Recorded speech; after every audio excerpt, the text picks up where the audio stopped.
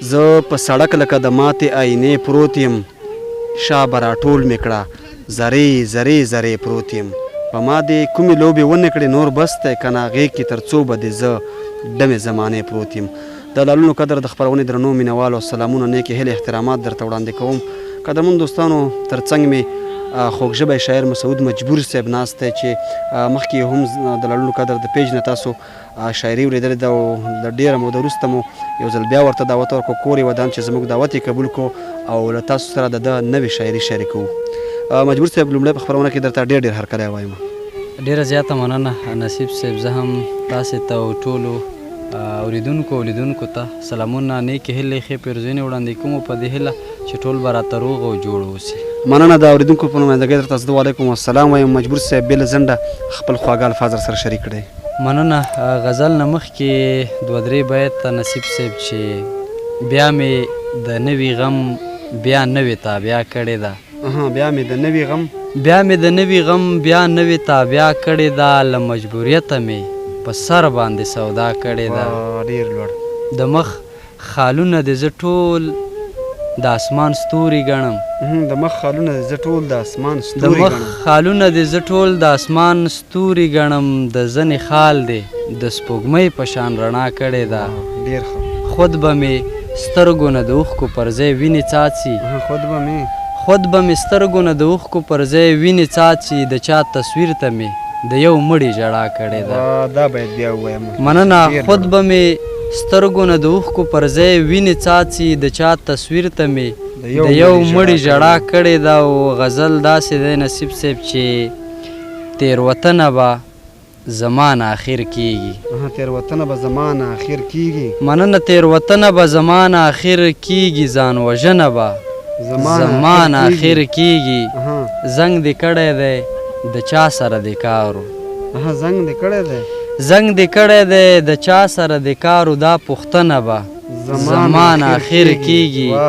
ټول رازونه به د یو بل راښکاره شي. ټول رازونه به د یو بل راښکاره شي او څېړنه به زمان آخر کیږي.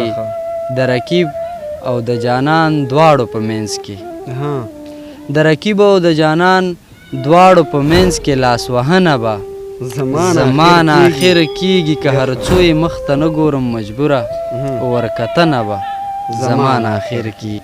ډېره زیاته مننه مجبور صاحب. ډېرې خوږې غزلې وې. نور څه در سره ویم؟ مننه. څو بیتونه بیا به بیا غزل ته راشم چې په نه خبره قسمونه خورمه. په نه خبره قسمونه خورمه. په نه خبره قسمونه خورمه، له ډېر خفګانه خپل نوکونه خورمه.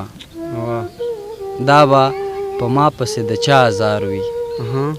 دا به په ما پسې د چا ازار وي، په روغه لار چې تندکونه خورمه، لکه د څاښتې په اوبو کې څښمه. مننه. لکه د څاښتې په اوبو کې څښمه، ستا تصویرونه کاغذونه خورمه. ډېر ښه. او غزل دی چې زما سره بلا کړې وعدې دي ښې اوږدې دي. زما سره بلا کړې وعدې دي. مننه. زما سره بلا کړې وعدې دي ښې اوږدې دي، په لاسو کې نیولې تسبیح دي ښې اوږدې دي. مننه. د خان څوکیداري کوم غربته ستا د لاسه، شبګیر دی او د ژمي یخې شپې دي ښې اوږدې دي. چې کوم دیوال ته کښېنم په ما باندې راړنګ شي، چې کوم دیوال ته کښېنم په ما باندې راړنګ شي، په ما پسې یو چا کړي خیرې دي ښې اوږدې دي. او بس هر یو سړی وایي چې مزې دي او مزې دي. بس هر یو سړی وایي. مننه. بس هر یو سړی وایي چې مزې دي او مزې دي، خبر نه دي دا خلک چې ګسې دي ښې اوږدې دي. او د مینې نه توبه توبه توبه توبه مجبوره، د مینې نه توبه توبه توبه توبه مجبوره، ویستلې مې تل دغسې توبې دي ښې اوږدې دي. مننه مجبور صاحب. نورې پوښتنې خو زه نه کوم، فقط دومره درته وایم کوم داسې یو شعر وي چې هغه ستا په خپله ډېر زیات خوښ وي او د لیدونکو سره یې شریک کړي. مننه نصیب صاحب.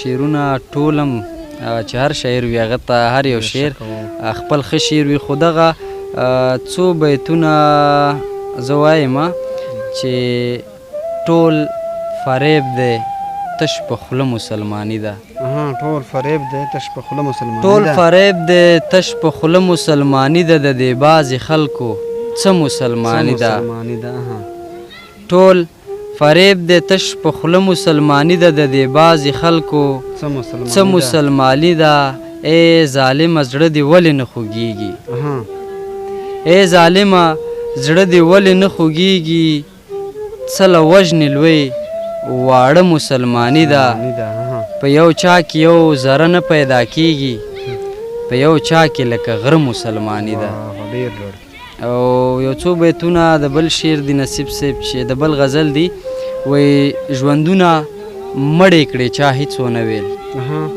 ژوندونه مړې کړې چا هیڅ ونه ویل پښتونه مړې کړې چا هیڅ ونه ویل لرې د برې د لر جدا کړو تړونه مړې کړې چا هیڅ ونه ویل ته په پښتو پښتونولۍ مین وې